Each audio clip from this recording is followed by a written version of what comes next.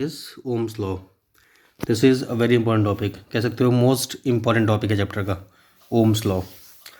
तो सिंपली हमें एक लॉ देखना है जो ओम्स ने दिया है, जो कि हमें रिलेशन बताएगा करंट और पोटेंशियल डिफरेंस के बीच। तो ओम्स लॉ एक्चुअली क्या है? अ रिलेशनशिप है करंट और पोटेंशियल डिफरेंस के बीच। ठीक है, अगर स्टेटमेंट देखना हो तो सिंपल सा स्टेटमेंट है, according to Ohm's law first of all ये लॉ तभी वैलिड होगा जब टेम्परेचर कांस्टेंट होगा। तो ये जो बात है बोली गई है इस लॉ में, वो कांस्टेंट टेम्परेचर पे वैलिड है।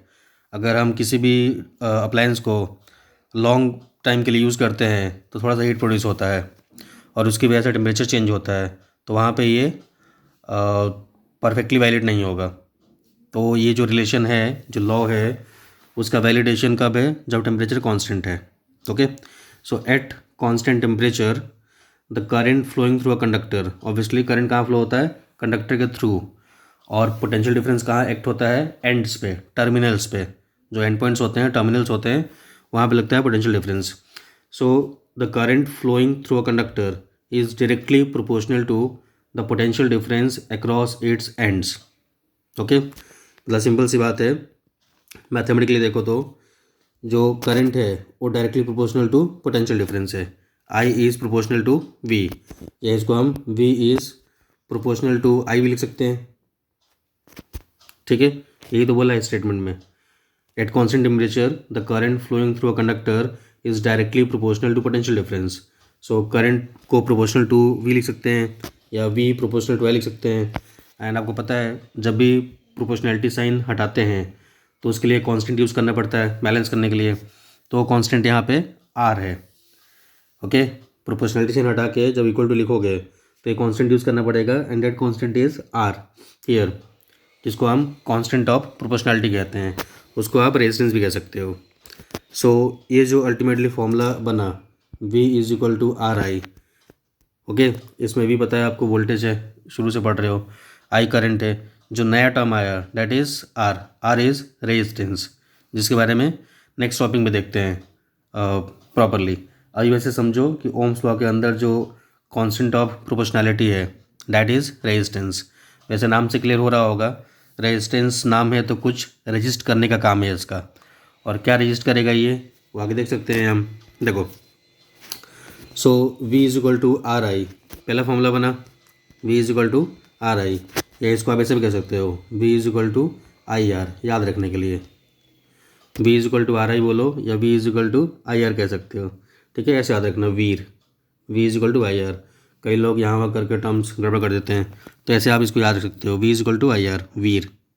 ओके, V पोटेंशियल डिफरेंस है, I करंट है, एंड R यहाँ पे कांस्टेंट ऑफ प्रोपोर्शनैलिटी है, जिसको हम रेजिस्टेंस भी कहते हैं। ठीक है, अब ये जो वैल्यू ऑफ कांस्टेंट है, R की जो वैल्यू है वो बहुत सारे फैक्टर्स पे डिपेंड करती है, वो अपन अलग अलग टॉपिक में देखेंगे। ठीक है, लेंथ पे, एरिया पे, टेम्परेचर पे, बहुत सारे दूसरे फैक्टर्स पे डिपेंड करेगा कि R कितना होगा, कम होगा, ज़्यादा होगा। Okay, so V is equal to I R बन गया फॉर्मूला।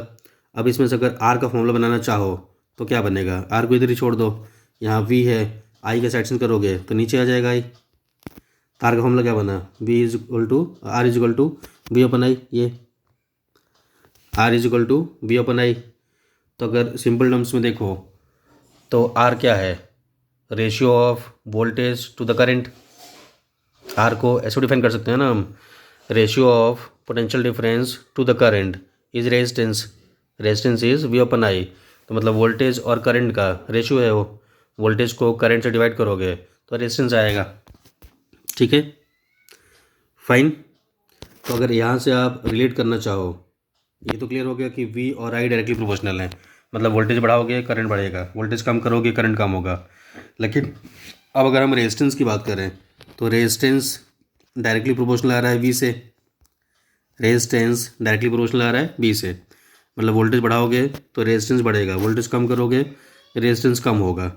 एंड सबसे इंपॉर्टेंट देख सकते हो इस फॉर्मूले में, इस फॉर्मूले को अगर देखो तो यहाँ पे रेजिस्टेंस इनवर्सली प्रोपोर्शनल हो जाएगा करंट से, resistance will be inversely proportional to current. It means resistance कम होगा तो करंट ज़्यादा फ्लो हो सकता है, रेजिस्टेंस ज़्यादा होगा तो करंट कम फ्लो होगा। ये रिलेशनशिप है रेजिस्टेंस और करंट की, इन्वर्स रिलेशन। रेजिस्टेंस और करंट इन्वर्सली रिलेटेड हैं। मीन्स अगर करंट को ज़्यादा फ्लो कराना है तो रेजिस्टेंस ऑब्वियसली कम होना चाहिए, और अगर रेजिस्टेंस बढ़ा दोगे तो करंट के फ्लो होने में प्रॉब्लम आएगा। और यही काम है रेजिस्टेंस का, नाम से क्लियर है। इसका काम ये है करंट को रजिस्ट करना, एंड ऑब्वियसली ब्लॉक नहीं करता है। ये इंसुलेटर नहीं है, करंट पास होगा, कंडक्शन होगा, लेकिन एट द सेम टाइम कुछ ऑब्स्टिकल भी क्रिएट होगा करंट के लिए, ठीक है। और उसी को हम बोलते हैं resistance to the flow of current. Current को बिल्कुल रोकेंगे नहीं, पास होने देंगे, लेकिन रेजिस्टेंस क्रिएट करेंगे, जिसकी वजह से अल्टीमेटली हीट प्रोड्यूस होता है। Okay, is it clear? So दो फॉर्मूले ध्यान रखने हैं आपको।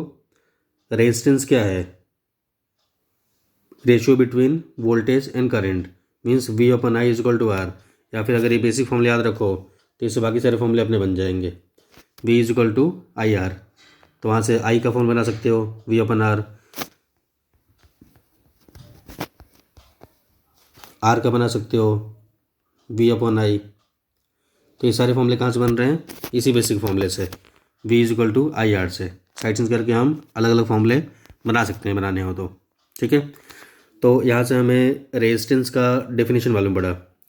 अगर मैथमेटिकली डिफाइन करें, so the ratio of potential difference applied between the ends of a conductor and the current flowing through it is constant and is called resistance. मतलब किसी भी सर्किट में जो वोल्टेज अप्लाई किया गया होगा और उसकी वजह से जो करंट फ्लो हो रहा होगा, उस वोल्टेज और करंट का जो रेशियो होता है वो हमेशा कांस्टेंट होता है।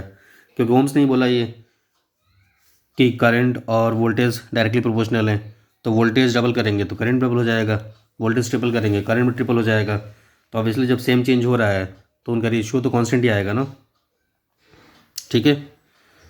सो उसी कांस्टेंट को रेजिस्टेंस कहते हैं। अब अगर रिलेशन देखो तो ऑब्वियसली रेजिस्टेंस डायरेक्टली प्रोपोर्शनल होगा पोटेंशियल डिफरेंस के, और इनवर्सली प्रोपोर्शनल होगा करंट के, ठीक है, फाइन।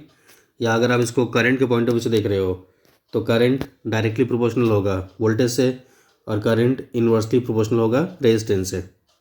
इट मीन्स कि अगर रेजिस्टेंस को डबल करें तो करंट हाफ हो जाएगा, रेजिस्टेंस को ट्रिपल करें तो करंट 1/3 हो जाएगा। जो चेंज आप रेजिस्टेंस में करोगे उसका इन्वर्स चेंज करंट में होगा। And current end voltage directly proportional है, वोल्टेज डबल तो करंट डबल, वोल्टेज आधा तो करंट आधा, ठीक है। Is it clear?